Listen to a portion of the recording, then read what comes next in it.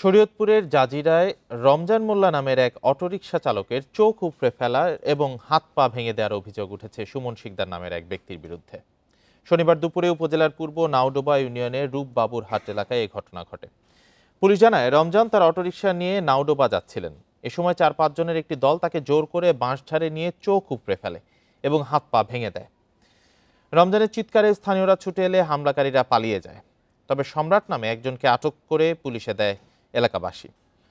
ঘটনার পর বিক্ষুব্ধ লোকজন হামলাকারী সুমন শিকদারের বাড়িতে আগুন ধরিয়ে দেয়।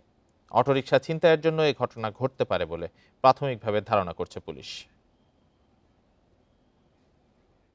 যে আহত চোখ উঠাই ফেলছে, হাত পা কাটা, তাকে হাসপাতালে পাঠানো হয়েছে পুলিশের সহায়তায়।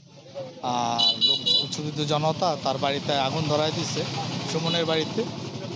এই আর কি অবস্থা, এখন চিকিৎসাধীন। আর আমরা অলরেডি দুজনকে গ্রেপ্তার করেছি।